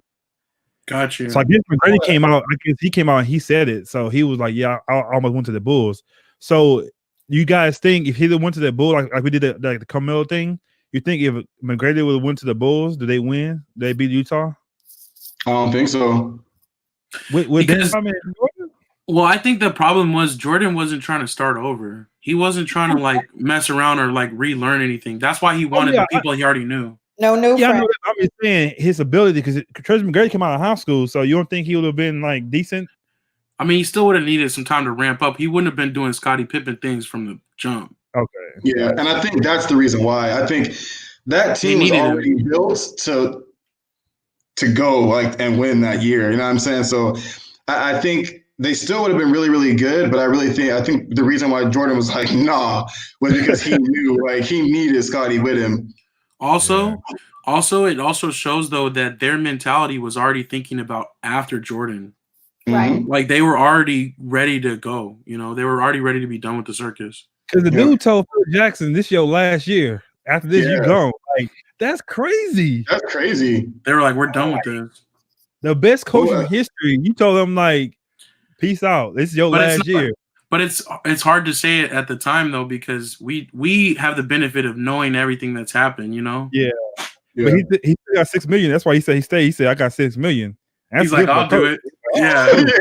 Again, in 1991, he was making 3 times more than Scottie Pippen. He was like, "I'm getting mine." He was the 122nd highest paid player then. Like how? Luke Longley was getting more money than him. Luke Longley? Yeah. Come on. It's weird though because the NBA was in a weird time right then. The basketball, the like TV money and all that wasn't the same. Like really, basketball was still like on the rise, you know, as far as the money, the big money. 6 years, $33 million. Dellavedova, 6 years, $33 million. How that happen? Really? And you gave Scottie Pippen 2.8. That's crazy. That's how we got it. Yeah. So let's go to that KD thing. What y'all know about that? What's happening with that? Drizzy. All right, so I'll go ahead and pretty much start that off. So if you guys saw, I can't remember which podcast it was, but Draymond Green was on a podcast and he had mentioned that KD was kind of like the elephant in the room on the team, as when the media would come and talk to the players about their the contract. Uninterrupted. Yeah, it was uninterrupted. Okay, so he was talking. They were talking to them about their contracts and how they were supposed Draymond tripping, how they were supposed to be answering those questions. And he had mentioned that when they would ask Klay Thompson about the contract extension, he would say, I want to be a Warrior forever. And then Draymond's contract wasn't up until a year after last season. And then when they would ask him about it, he would basically say the same exact thing. But when KD was asked, he would be like, I'm not worried about that right now. I'm focused on this season. And Steve Kerr would basically say the same thing. So Draymond was still upset with KD, I guess, because he felt that KD should have been basically saying the same things that him and Klay Thompson were saying, that, I'm here to be a Warrior. I want to be a Warrior. You know what I'm saying? Hopefully they get me an extension at the end of the year and, I can sign it. But because KD didn't go that direction, he was just upset, saying that, KD was basically saying KD was a distraction. That's basically what he was saying. Yeah. I'm gonna let y'all go first. And I think this came out because of the all the smoke that KD did talking about him, because he didn't say anything this one time, so he found an opportunity. And your boy Maverick Carter, he's messy, so he's the one instigated that whole thing. Maverick Carter stays instigating, huh? So Maverick Carter stays instigating. Yeah, so that was he's a marketing guy and he knows what he's doing right now. So that's what happened with that, I think. Yeah, I mean, Myra, what do you think? We know how you feel about Draymond. Y'all know exactly what I would say about Draymond. Like, Draymond needs to shut his ass up. Like, bro, you were put on a good team. Like, because anywhere else you would be nobody. So what are you even talking about? I don't like Draymond. You definitely don't got a face for TV. So no, like, Draymond, shut your ass up and let bygones be bygones. Like, how are you gonna talk on another man's money? Like, worry about yourself. That's basically what I think. Like, you worry about you worry about how you play, you worry about your contract and your money. At the end of the day, like, you have to worry about you and your family. So what are you worried about? Another man's paycheck, his contract, and what he brought to the table. Or what he's going to do next year. Or what he's going to do. Like, moving forward, that's on that man, what he's trying to do for his family, his agent. I mean, Draymond needs to shut his ass up. I don't do Draymond. I can care less about Draymond. If Draymond stopped playing in the NBA next year, I'll be perfectly fine with it. I would not miss him at all. So I'm just waiting. I'm waiting for him to, like, press the buttons on the wrong one and, like, him get bitch slapped real quick. I'm waiting on it, guys. That's what I want to happen. So the funny thing is, go ahead. I'm sorry, go ahead, Marcus. Go ahead. I'm gonna chime in after. No, I was just saying, I think KD came to Golden State knowing that he was gonna leave like that. I don't. He won't stay in that long term. Like he's a mercenary. They were trying to get him to stay with the statue and all that kind of stuff. He said, "Oh, it's cool. He's going to new stadium," but he didn't know he was leaving. Oh, exactly. So we're on the same wavelength. I'm glad you even said that. So I was basically going to say the exact same thing. Whereas, when KD, let me even take a step back. So Draymond, Klay, and Steph were all drafted by the Warriors. Kevin Durant was not. Kevin Durant came to the Warriors with one sole mission in mind, and that was win multiple championships, and that's exactly what he did. So get out. The only person who didn't know KD was leaving after this season was Draymond. You know what I'm saying? Like, everybody knew like he was not going to be here after the fact. KD was already kind of annoyed at the fact, and he openly said this, that KD knew I was the best player on the Warriors. I'm better than Steph. I'm better than Clay, and I'm for damn sure better than Draymond Green. So with that being said, yeah, exactly. So he kind of got a little annoyed with everyone trying to force Steph Curry as the best player on that team when he knew that wasn't true. Now he knows they're good friends. Like, that doesn't affect their friendship off the court. But KD was just like, I'm going to go somewhere else where I can basically prove to these dudes and everybody else that no matter where I go, I'm the best player on the team. And you guarantee you're gonna win though. Like if you healthy, there's nobody beating that Warriors team. Like the Raptors, if he got injured, they'll win again. Like he knew his head. Like the Warriors, we guarantee them who gonna beat us. Like there's nobody gonna beat us. And not just that, but like Draymond averaged that single triple. Talk about knowing your worth though. Like KD got a good contract while being injured. Like people know your value. Yeah. I mean, he didn't even play the whole first year. Like, and they're like, it's cool, KD, take your time. You know what I'm saying? Know your worth, know your value. So Draymond, shut your ass up. You get donkey of the day. He should be thanking KD. Yeah, I agree. My thing about it is really that, he I don't get why he was so pent up and he's still worried about it. Like, you're still talking about something that's way in the past. It's far over. And like Marcus said, they were going to win a championship anyways. If KD wouldn't have got hurt, no matter how much Draymond was upset that he didn't make commitments or whatever, they were still going to win the championship. So I don't get why he was tripping so hard. And you could see when he had that outburst that day, that game, it was all because he was just wanting so bad for KD to stay and love them, and he knew he wasn't. Exactly. I know, like, who hurt him though? Like, he's so into KD. I was like, KD hurt that man because he was like, I feel like I'm dealing with like a middle-aged mom whose kid doesn't get soccer playing time with Draymond Green. Like, bruh. It's kind of funny. It's kind of like this. So, first of all, I think Draymond, if anything, should really be thanking KD. KD leaving is what's going to allow Draymond to stay with them next year. Exactly. They weren't going to be able to offer max money to Steph, who's making over $200 million on his contract, pay Clay, pay KD, and then next year also pay Dre. That wasn't going to happen. And to be able to keep somewhat of a team. Second of all, he would have been gone. Exactly. He would have been gone. Go and say thank you, because you will continue to be on a good organization as a mediocre player. Yeah. Exactly.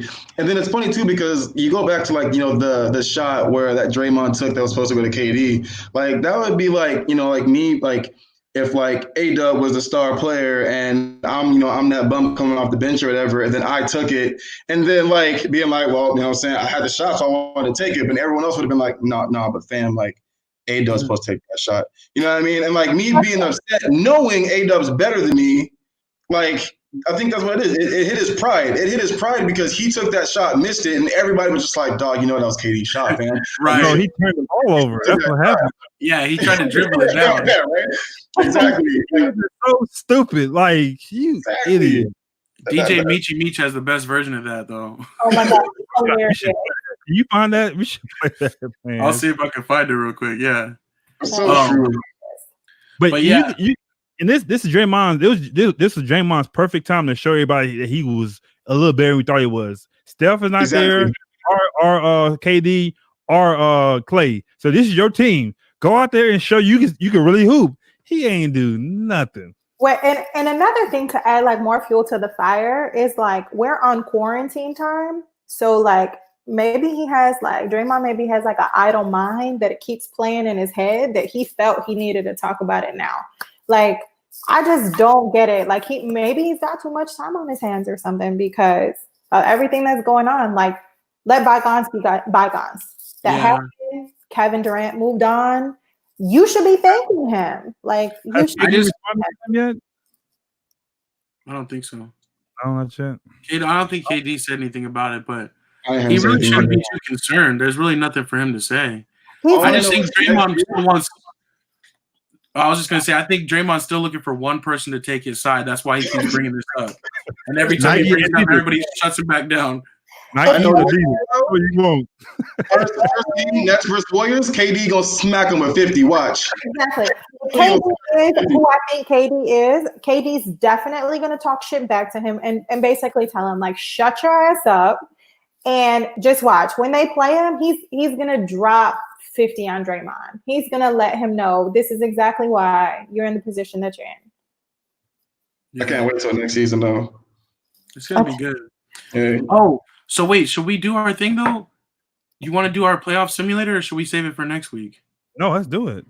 Yeah. Okay. You know, the average 140 every episode. Come on, I don't act different. We average 140. We average double. All right. Let me see if I can share this thing real quick. So we got the playoff simulator going. Is it an application window that I want to share? Oh no. You guys, you know I'm terrible at this. How do I share like a Marcus, have you ever shared before on like just share your browser? I'm trying to share like a picture. Oh, so you on the Mac or you on I'm PC? on Mac. So you should be able to go to the picture and double click it and it should open up by itself. You know what I'm saying? And then you should Okay. So double click and open it up, and then on your share screen, it should show like it by itself. You should be able to click it by itself. Okay. If you can't get it, you can email it to me. I could try to do it. Let me see.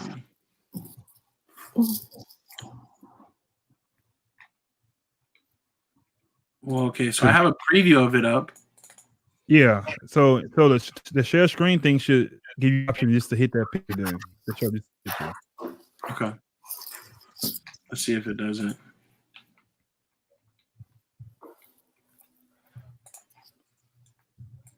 Does yours say like the entire screen and one says application window? Application window. Yeah, but it doesn't show that application. But let me just share my entire screen real quick. Oh, let me just see real quick.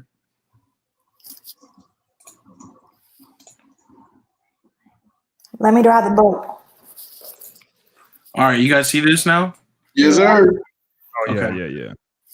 So this is what we have right now. We have the playoff simulator. So what we did is we have the playoff bracket as if like what the playoff seeding would have been if they stopped that day, or based on what it is now, I guess I should say. I don't know how to say that right, but you guys feel me, right? Yeah. If the season ended the day that it did, this is NBA teams seeding if playoffs began today. Yes. Okay, cool. There we go. Much better said. Thank you. So now we each have one matchup on the West and one matchup on the East. And what we're going to do is we're going to pick the winner of that initial matchup. And then whatever winner we pick, we'll have to argue with the other person to see who moves on for the next round. Okay? Okay. So we're going to have a real debate style. So, but for the first one, we just are going to say why we picked who we picked. So we're going to start. Well, we can start in the West, actually. For the Los Angeles Lakers and the Memphis Grizzlies, it's going to be my pick. And that's easy. I'm going with the Lakers. So the Lakers will move on, and we'll see. So for the 4-5 matchup, it's actually Strizzy's pick. So you got Utah and OKC's. Yeah, so the team that I chose actually is OKC. OKC moving on? Yeah. Okay. So you got OKC upsetting the Jazz. Is it because Rudy Gobert's upset? I think Oklahoma was really starting to make an actual really good stride. I think Utah is a little dismantled right now, and I think that in the end it really affects them. But they got the Corona on their side though. So how you beat Utah and the Corona though? Right. You'll be guarded from far away. Like, come on now. Yes, I heard it earlier. I've been bugging up the whole. Oh, okay. Should be tough. That's a sleeper pick though. Okay, see, that's nice. That's pretty. They're nice. They're nice. You look at their record; they're only down one game. I know. I see. I know they was that high up. CP3. Dang. All right. So now, Marcus, this is your matchup: the Denver Nuggets versus the Houston Rockets. Oh man, I got Houston in 7. Houston with no big man. I agree. They could easily take them out. In 7, I got them. It's gonna be a long, tired series. I like your pick, Marcus. All right. Next up, we have Myra with the LA Clippers at the Dallas Mavericks, the 2-7. I tried to kind of line these up with our teams, you know. We already know which way I'm going. Definitely calling LA Clippers. They were moving right along right when the season ended. On that series, they beat the Mavericks two times already within this season. So definitely going to take the number 2 seed on this one and call Los Angeles Clippers. Wait. Does the Mavericks win the game? Do the Mavericks win a game? Yeah, I say they win a game. Okay. So you have it as a 4-1? They win an A game, you know what I'm saying? Yeah. It's a gentleman's sweep, you know what I'm saying? A gentleman's sweep. They win game 4, going back to LA. Right, yeah, just extend it one more. Just extend it one more. Win back in LA at home, front of home crowd. All right, hey Strizzy, what's yours for OKC and Utah? Do you think this? What's the final? I think it does go to 7 games, but you think about it too. Like aside from the addition to Chris Paul, that team's been together for quite a while as well. Right. They're young, they're extremely talented. They beat a lot of really good teams this year too. I know regular season is a lot different than the playoffs, but I think if they were to pick up where they started and the playoffs actually did say start, was it supposed to be last Saturday or whatever it was, this past weekend? I think Utah's just a little. Not only were they trending downwards for the end of the season, I just think the whole coronavirus thing really, really hurt them chemistry-wise. So that's why I think OKC gets them, but they get them in 7. Gotcha. All right, let's move over to the Eastern Conference. So we got Milwaukee Bucks at Orlando Magic. Marcus, this is your pick. Easy. Milwaukee, duh. Great sweep. The Bucks with a sweep. I don't think he played the last 2 games. That's how bad it would be. Oof. Okay. All right. Next, we got Miami Heat at Indiana Pacers. 4-0, and he only plays 2 games out of the whole series. Wow. They're gonna rest him. Fresh. They probably could beat them all. They could probably beat them in 5 games without him. To be honest with you, that team is still really good, even when Giannis sits. Yeah. But for me, Miami and Indy, I'm taking Miami in 6. Miami in 6. Okay. Yeah, Brogdon was injured again. Oladipo was. What's that? He never came back strong. Victor Oladipo. I know Oladipo would probably be off his limit restriction at this point in time, but when the season ended, he was still on a minute restriction. We've already beat them 2 times this year, and I think defensively, Miami's just better. Hey, real quick. Offensively, honestly. Since y'all brought up Victor Oladipo, did y'all ever hear his R&B album? Not the album. I heard the thing, though. I heard a song. I thought the album was really good. Okay, moving on. His voice is irritating me. I'm sorry. I like Victor Oladipo's singing voice. Maybe if I say that here the CD, I might like it because seeing him sing is terrible. Now, if you hear it, it'd be better on like iTunes or whatever. Okay. All right. Next up, we have the Boston Celtics against the Philadelphia 76ers. This one's my pick, and I'm definitely going with the 76ers. I feel like with this time off, if they started, I guess we didn't put that into the simulator, like when this would be starting, but I'm assuming it'd be starting now because this is when the playoffs were supposed to start anyways. I think Ben Simmons will be healthy, and him and Embiid they just have to figure something out, and they're going to try to prove the doubters wrong. And plus, they beat the Celtics. They've been beating the Celtics consistently this year, so I'm going with the Sixers. I feel like they would win one of those first 2 on the road, and then they would finish it. So it'd be in 6. Yeah, they'd finish it at home. They'd just steal home field advantage. So that's what I have for that. And then last, Myra's pick, the Toronto Raptors versus the Brooklyn Nets. And this is now. So I don't know if KD's healthy or not. I would go with a 4-1 favoring the North. I'm going to call the Raptors on this one. I don't think they I don't think Brooklyn has the chemistry, even if KD comes back yet from injury. And even then, if I was Brooklyn, I would just hold off on ensuring that he's 100% healthy.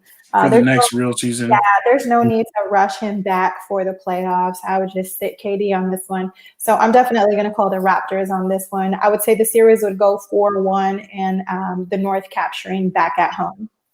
All right, nice. So I will fill this back in for next week. Next week, we'll have round 2 of our simulator. And so we'll have A-Dub's Lakers versus Strizzy's Thunder. And we'll have Marcus's Rockets versus Myra's Clippers. That should be a good matchup. That'd be a good one for sure. Pick Myra for your team. Who you gonna pick? I know our teams. I knew that was going to happen in the West. So. But the thing is, no, you guys are going to have to battle it out. It's going to be Marcus, your arguments for Houston versus her arguments for the Clippers. That's who's going to. That's how we're going to decide who wins. Yo, how does this work for me when I'm arguing for the Lakers as well? I don't. You're gonna have to argue for OKC. You're gonna have to do your darndest. All right, damn, I have to figure this out. All right. Pull it together. We're gonna have to get creative. Real creative. And you're also gonna have to get creative on the other side. You got the Bucks versus the Heat on the other side. So you'll be battling Marcus's Bucks versus your Heat. We got the regular season on that one. And then over here, my Sixers are gonna battle the Toronto Raptors of the North for Myra. So this will be fun. We'll see. We'll have to basically make our little arguments to show who's who. So I'll refill this in though, and I'll make it look more better than what it does right now for sure. Most definitely. All right. So that's our playoff simulator. I think. What else do we have? So we talked about Draymond. We talked about Last Dance. Oh, we could do. Let's do this or that. Myra, let's talk about that real quick. Ladies first. All right. I had a fun one. Who is a better off-season recruiter, LeBron James or Tom Brady? Oh, okay. Tom Brady. You would say Tom Brady? Who's a better off-season team recruiter? Because hasn't Tom Brady he got more? No, LeBron might be. I forgot about the. I mean, the Banana Boat crew. They all teamed up. Yeah, and then he convinced AD to come to the Lakers. I forgot about that. So I don't know. I would have to go with LeBron on this one because he was kind of basically the GM in Cleveland for like a season and a half. So I'm gonna have to go with him, the head coach, based on experience. Based on experience, the best record in the NBA or the East. Like, how you get fired? He's like, put my dog in there, put my boy up there. So I have to go with LeBron and Brady played the company man for too long. He very rarely really dabbled and tried to make waves until now, till recently. Agreed. LeBron James. Who's next? All right, I got one too. Would you guys rather watch a regular season NBA game on the floor seats, or watch a playoff game in the Raptors? Floor seats all day, easy, no question. But what team's playing though? Like that's a. Who do I have floor seats for? It don't matter. I don't care. Lakers, Pistons. You watching floor seats Orlando versus the Hornets? Playoff game is Lakers versus Clips in the Raptors. I gotta change that though. The Hornets terrible. That's terrible. I changed mine. I'm going to Raptors. Hey, but Marcus, you'd have so many pictures like this. You'd be like, don't even. You won't be pointing towards them. You just be like, I'm courtside. Hey, that's what I'm saying. That's a horrible game. The Hornets versus Magic. That's terrible. Hey, you might run into MJ if it's a Hornets home game. If you're on the floor, though, you never know. True. True. Yep. You got to think about all the variables. So he gonna help you. He's a jerk. I'm like, what you want? One year I got to see the Clippers play the Lakers in a preseason game, and Magic Johnson was sitting on the floor, like, and it was in a smaller arena, so he was real close by. It was super cool. So was it when it was in Sacramento, or was it in San Diego, or it was in Anaheim? Oh, Anaheim. Okay. Yeah. That's what's up. Yeah. For me, it's definitely who's playing. I will not take a trash game on floor seats.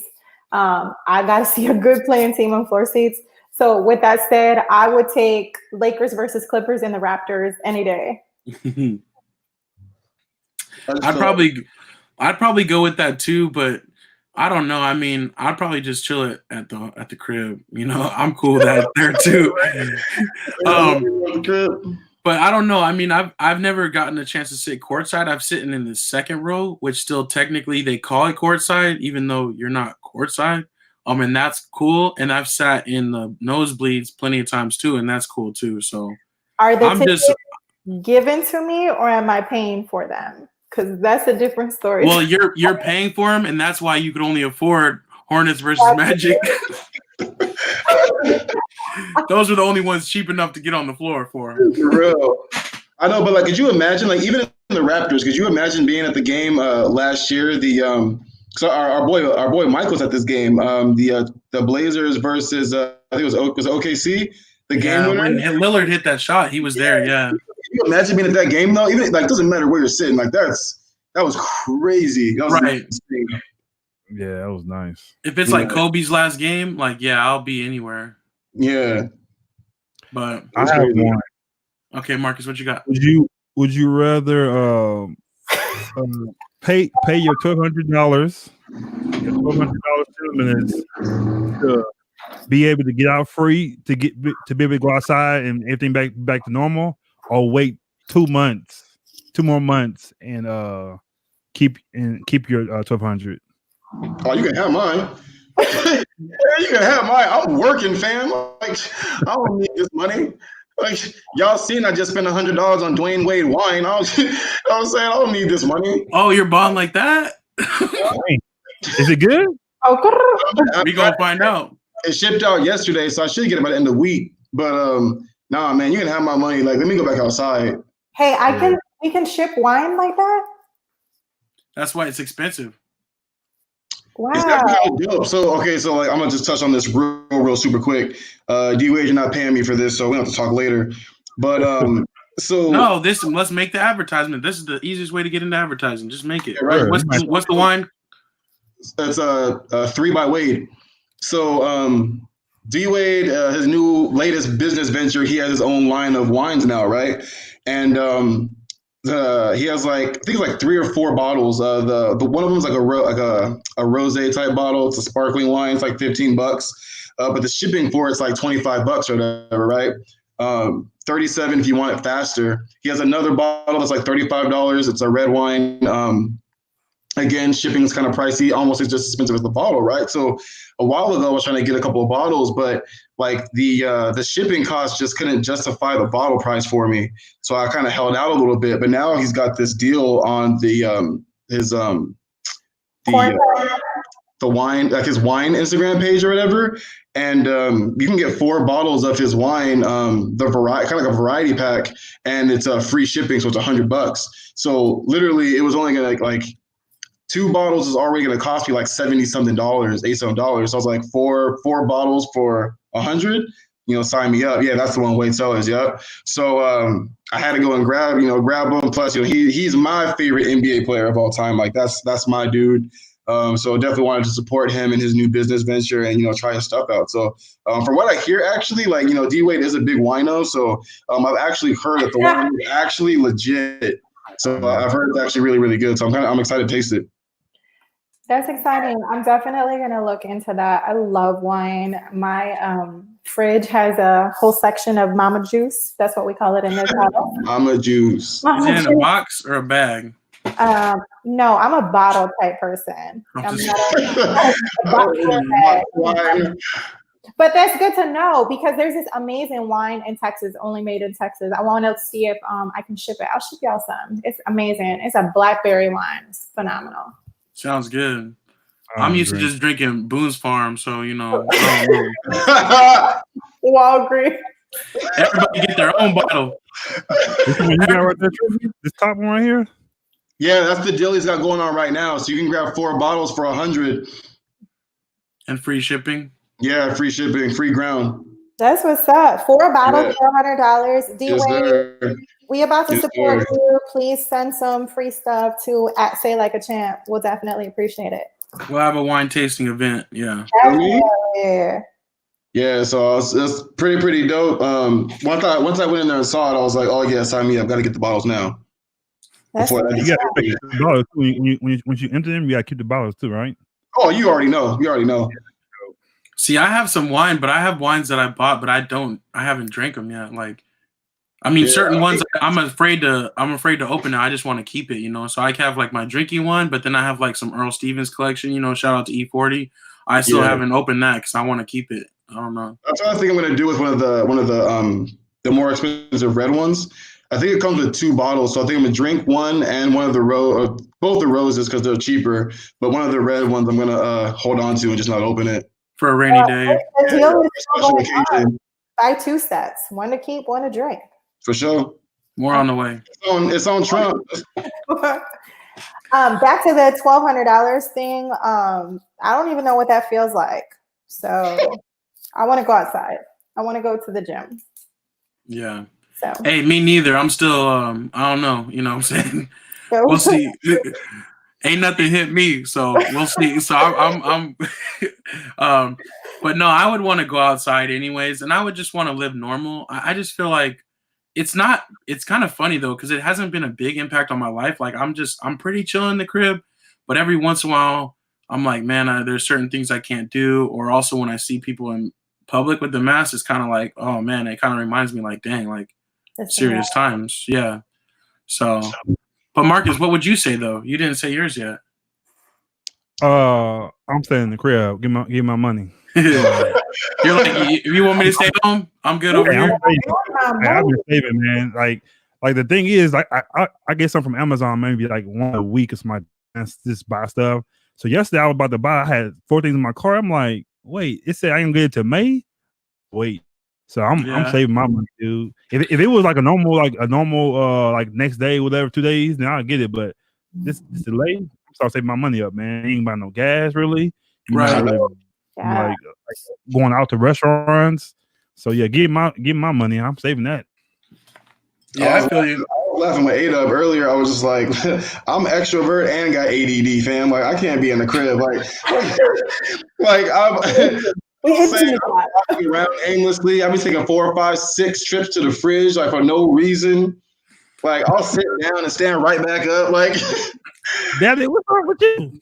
Oh, exactly, for real. Like everyone's like, sit down, like chill out. And I'm good, you know what I'm saying? Like I'm good over here, but you know what I'm saying? Like I do, I miss the gym. Like, you already know how I am when it comes to, physical fitness and whatnot. Like that's my thing. Like I hate not being able to be there. So even just being outside, like I miss playing basketball competitively. You know what I'm saying? It's like I've been going shooting around by myself, but anytime somebody walks up and wants to play with me, I'm like, nah, fam, fall back. You can't touch my ball. For real. Like you're like the people gonna ride by and see us congregating and shut this whole thing down. You know what I'm saying? For real. You see the Sports Center video of the guys who was playing basketball. They got people called the cops on them. So the cops said, if y'all hit a half court shot, you can keep playing. Yeah. So the first time the guy hit the half court shot, he hit it. And he was like, wow. So he said, y'all go ahead and keep playing then. For real. They should just breaking the law. Just keep the noise down. That's tight. That's cool. A-Dub, you're this or that? Oh, my this or that question, yeah. So I was just gonna say a silly one. What's a better throwback jersey? The Seattle Supersonics or the Toronto Raptors, like Vince Carter style? Oh, hey, easy. Yeah. Easy. With the dinosaur? With the dinosaur, yeah. Marcus Camby? Well, actually, let me do this instead. Let me change it up and make it a little bit more competitive. What about the Vancouver Grizzlies? Ooh. So, like the 2 Canadian teams, the throwbacks, like the Grizzly one with the bear or the Toronto Raptor? That Raptor. Vince Carter. That was actually really, really tough because the Grizzlies one's dope too. But the reason why I'm going with that is just because player wise, like exactly. Vince Carter. Yeah, that's my dude. At our age, we got to see Vince Carter in the purple jersey, right? So it makes more sense. Well, at least to me, it does. Did Dame and Vince, Dame Stoudemire and Vince play on the same team, or was Damian before him and Marcus Camby? Were they all on the same team? Marcus Camby was, but I don't think Stoudemire was still there. I don't think he was either. I don't think so. I don't know. I could be wrong. I remember they had Marcus Camby, they had Antonio Davis, Davis, and Tracy Grady. That team was dope, dude. Yeah, I would have just too young. T-Mac and Vince play a little bit longer together. Oh, just a little bit. I know. Was that you posted that one thing that said what would you rather see with it was OKC or it was Kobe with it was Chris Paul. Oh yeah. Who was the other two? It was Chris Paul, Kobe. It was D Rose never getting injured, and it was one more. Yeah, it was a fourth one. Kobe and Chris Paul. LeBron or something like that. LeBron was somebody. The Thunder never broke up. Huh? The Thunder never broke up. Was that? Yeah, it was more though. It was the Kobe, Chris Paul. It was the OKC. It was and then LeBron and Kobe facing off in the finals. I don't care about that. The only people that cared about that was Nike. They were trying to get that commercial. They tried hard. That whole commercial, they tried hard with that. I love that. They was trying their hardest, boy. I got a couple shirts with puppets on it. LeBron has some of the commercials though. Some of his commercials are hilarious. So what would you all have wanted out of those four? Well, I said okay. Hey. Can you imagine them to get one more year? Bye, Ibaka. Out of here. Bye. Oh, man. It would have been amazing. Would have been such an amazing run to watch them three together. Me is Kobe and Chris Paul. MVP separate though. That's another good one though too. Like if that Chris Paul trade would have happened. Oh, they would have won. Definitely. That would have changed Kobe's. That would have Kobe could have potentially got over Michael. Yeah, he would have had 7 for sure. That was no doubt. Kobe and Chris Paul, and Chris Paul was in his prime. Kobe might still be playing today. Chris Paul's still playing today. Man. For real. I don't know. Years off of him, yeah, for sure. Who would have been his starting 5? A-Dub. Who was on the team besides them? Paul Gasol. Paul Gasol was still there, and Andrew Bynum. No, I think it was still who was before Artest? Steve Nash and Dwight Howard. Then that's when he was with them, right? No, Artest was there for the second championship when they beat the Celtics. But I'm saying if Paul went there, would he have been there though? Artest. No, it would have been with Ariza. Ariza, yeah, that's who I'm trying to think of. That team been dope, dude. I love Trevor Ariza. So Paul Gasol, so it would have been Paul Gasol, Andrew Bynum, Trevor Ariza, Kobe, and Chris Paul. That would have been their starting 5. Ooh, and then you had like Sasha Vujacic, Jordan Farmar. You would have some pieces. I mean, I don't know. They wouldn't have gotten Derek Fisher back, or maybe Derek Fisher would have slid to the bench, or maybe you don't not. Need Derek Fisher. I know. I'm just saying that was kind of Kobe's road dog, but that would have been Chris Paul would have been way better. So who I gotta look up stuff now. Who won that year? Is that when the Celtics won? It's 2013 because he would have been traded December 2012. And that was 2013 was a Miami year. They had in the 2012-2013, the Lakers had Steve Blake, Kobe Bryant, Earl Clark, Chris Duhon, Devin Eubanks, Pau Gasol, Andrew Gadolak, Jordan Hill, Dwight Howard, Antoine Jameson, Darius Johnson Odom, Jody Meeks, Darius Morris, Steve Nash, Robert Sacre, and Meta World Peace was that roster for. So that team would have been better then. Yeah, but they're saying though that Paul Gasol would have went in the trade and Lamar Odom too. Oh, okay. But still, they still would have had a lot to work with. But Dwight Howard's still there though. Yeah, that was after Andrew Bynum was already gone. Yeah, a lot wasn't created by then, so that would have been. Yeah, I still picked them. I don't know. Miami would have been tough though. It would have been different. Yeah, but it would have given Kobe like a real, like mature, like other leader there to be with him to kind of help him like in those last years. Even if they wouldn't have been winning championships, I think it still would have been just better overall. Yeah, the Miami defense. Chris Paul definitely plays defense, so that would have helped Kobe too. Another defender on the perimeter, like solid defender on the perimeter. Yeah. But that was a fun one too. I had a big argument yesterday. Would that team have beat the Spurs though? Because that's when the Spurs had their big three. They would have figured it out. Maybe, I don't know. It would have been hard. This team beat the Spurs in the Western. Well, and they had D'Antoni as the coach at that point. I don't know. D'Antoni has a good track record against Pop. Because the Heat beat the Spurs, right, in 2013. Yeah, and we lost the following year. They shouldn't even have beat the Spurs, honestly. Yeah, if it weren't for Ray Allen, save his life. But I had this big argument with this young guy, which he don't know. But do y'all agree with this? He says, and he can go either way. All time, like not just point guards or anything like that, but all time players. Would Steph Curry be all time top 50 of all time from today all the way back to the beginning? Steph Curry? Yeah. All time, yes. Like, where would you put him? I don't think I'm saying if you do like say you do 50 people, you do top 10 of all time point guards, then yeah. But I would say all time, all those players that have played, he makes that team. Because what I was saying is he's a great shooter. He's the best shooter I've ever seen. But he don't do anything else. Like to me, defense, he plays his own defense, but he's not doing anything else. So I was just thinking like it's a lot of players that played all the time, you know. But it's an argument. It's hard because I feel like he's still got like 7 years left. 7? You know, he's only been in the league 10 years. Like, he just played his 10th year. All he do is shoot. So yeah, he could play 7 more years. Yeah, like you look at Ray Allen, like how long Ray Allen played as a shooter. You know what I mean? So like he's still got so much time left to put it. Like I wouldn't put him in the top 50 right now. I wouldn't put him in the top 50 yeah. But when he's done, he probably will be in that mix. Yeah. I was saying, people, you think about it, all I mean, it's a lot of people play basketball. A lot of people, yeah. You know what I'm saying? So, but if we did top 10 centers, top 10 power forwards, top 10 small forwards, shooting guard, point guard, I think he makes the top 10 of all time point guards. I think he's in there.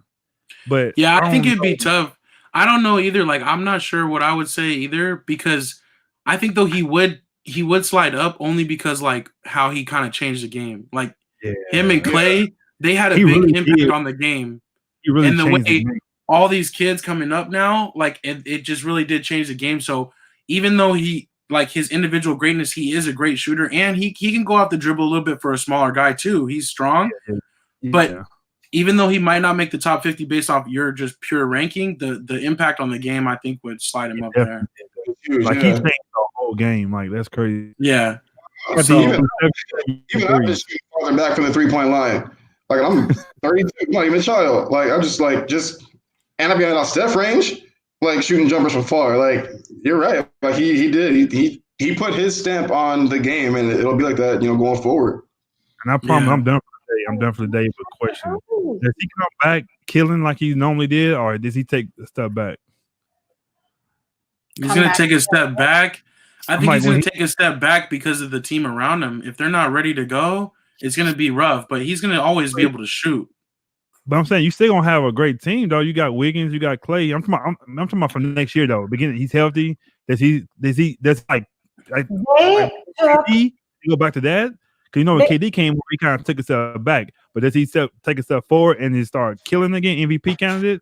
Or this no? Break for the Warriors was the best thing that could happen to them. The best thing that could happen to them. Now they come back with everybody healthy. They have a draft pick. Like it's going to be the greatest thing that happened to them that we had this whole break on the NBA season. Like this saved the Warriors NBA season for sure. I say he's going to come back killing. They're going to draft somebody really well, and the Warriors will be back in playoff contention next season. Do you trade your draft pick and Wiggins to the Bucks to get Giannis? Yes. 100% go. I was just getting ready to say that because even though they got a high draft pick, who do they take? Right. Yep. Well, they could take LiAngelo Ball though, or is it LiAngelo? Not LiAngelo. LaMelo. I don't like that? He's gonna be that good. I actually think he will be the best out of the Ball brothers. I do. I think he'll be the best Ball brother that plays. The only reason why Lonzo's nice. The only reason I say he does it because Trizzy, who has he played against that it was competition? Like Lonzo played in UCLA. He played against like Fox. Fox was killing. But who has he played against in his career? Who has he played against that was competition? I'm saying. Adults. He's playing against adults. Like they're not like that though. Yeah, but okay, same question, not same question, but the same could almost go for who? Luka. Exactly, that's like same thing for Luka. Luka's been playing against adults his whole career. LaMelo's been playing overseas for a while, so Luka's way better than he is though, isn't he? He is better, but what I'm saying is he played adults. He didn't play in college. He didn't play, other dudes of those teams. Like he's been playing against dudes with grown bodies and grown man strength his whole career. You know what I mean? I mean, don't be wrong. Like I agree with you to the point to where it's like he's been so like everywhere the last like 3 years. It feels like he played in high school for a little bit, then he took him out, then he went overseas and played in what was it? Lithuania. Lithuania. Yeah, with his brother, and then he went off and then he played for Australia. Like it's I feel like sometimes like I see what you're saying, but it's different playing against college where you might have, one person who's good on the team or playing against a good program than playing with men who are also playing organized good basketball. Feeding their family. For their You see what Pat Bev did to Alonzo his first game. So can you imagine when he come in? They don't come after this kid, dude. They coming after him. Like they don't care. They're coming after him because his last name is Ball. Like I was just saying, they're coming after because his last name is Ball. But honestly, like not defensively, but offensively, he's better than Zoe. He's better than Lonzo. So he's a better ball handler. His shot is weird, but he's still a better shooter. So Lonzo is ball though, man. He can ball. I agree with you, but I think Lonzo, in my opinion, is a better defender than he is offensively. Even though he can play offense, I'm not knocking his offense. Lonzo can play offense. Now, I'm not saying he can't, but I think LaMelo, where he shines on offense, not so much defense. He's gonna get bullied because he plays zero defense. I would say that since high school. Yeah, like he could fit in with the Rockets. Yeah, like he's gonna get bullied because he just plays zero defense, but he's gonna be the type of player that he's a really good passer. He can rebound. He's gonna be a strong rebounding guard, and he's gonna put points on the board. That's gonna be his bread and butter. He ain't trying to guard nobody. Because I'm saying, say if he go to the Wizards, he's not helping them. That's I agree. I agree. That's why it's kind of weird. Like I don't see him with the Wizards. I don't see him with the Warriors. I don't think he's a good fit there. You know what I mean? Like, because you're not sliding Steph to the 2. He's too small. No, but I'm saying he gonna go top 5 pick though. So I'm saying so. No, I think they have him going 3 or 4 right now. So I'm saying so it's gonna be the Hornets, the Magic, the Wizards, and he's not helping none of those things. That's what I'm saying. Like he ain't coming in and playing. Like he's not doing anything with that. I'm actually most excited to see where the kid from Georgia goes. Me too. That's what I was going to say. Honestly, I hope he's the number 1 pick. Yeah, he's projected to go 1 or 2, and I'm curious to see where he falls. The guy from Memphis, I thought he's going number 1. That didn't play this year. The big guy. Oh no. Maybe he got in trouble for taking money or something like that, and he didn't get to play for Memphis. Oh yeah. But the kid from Georgia, though, I think he'd actually be really good for the Warriors. I think he'd be good on the Warriors. I think he's going to go number 1. It just depends, though. They haven't even done the lottery yet, right? They still need and the lottery is so different than the NFL draft, but it's going to screw everything up. Yeah, but I think he'd be great on the Warriors, in my opinion. I can't believe how they gave the Pelicans the pick. Like they did that on purpose. The NBA is so foul. Man, that's still crazy. For a league who be trying to convince us all that they're not rigged, they be doing some real rig type stuff. And but Zion's face when they called, he was like, okay. Yeah. Well, even when LeBron parted for Miami, how many years in a row did Cleveland get the number 1 pick? It was like they got it that year he left. They got it. Kyrie Irving. They got it for Bennett and Wiggins. And Wiggins, yeah. Yeah, They that was had the number 1 pick 3 out of 4 years in a row. Bennett was such a bum. Hey, but you got not. Don't forgive me for saying this. I'm not trying to be funny, but you gotta remember the dude from Make a Wish was picking the things too. So True. you know they felt bad for him. You know, I ain't mad at you. Yeah. Ooh, only on Say Like a Champ. You know what I'm I'm just saying? saying. We You wildin' can't out say here. no to him. You can't say no to him. Like, what you gonna say? Nah, you gonna get second pick. Nah, he gotta get the number 1 pick. for reals. For reals. All right, guys. Look, we're reaching 2 hours here. I know it's about 11 o'clock where Myra's sitting at right now, or no, 10 o'clock. My bad, 10 o'clock right now. We apologize. No worries. But let's wrap things up. AW, you got anything for a final say, or anybody else for a final say? No, man, that was good. We hit over 140 today. Nah, no, right? We came swinging for the fences. We pulling the average up. You know what I'm saying? Hey, but as always, it's a pleasure, though. You know what I'm saying? As always, it's a pleasure. Absolute pleasure to talk with y'all. Yeah, we didn't. That's my go-to. My boys in sports, let's get it. For sure. Yeah, we'll be right back next Tuesday. We didn't do this last time, too. We forgot. So we're going to do it this time. So I am A-Dub. It's your boy, Strizzy. It's your girl, Myra May. And the super producer. Super producer bucket. All right. Peace out, y'all. All right, y'all. I'll talk to y'all soon. Yes, sir.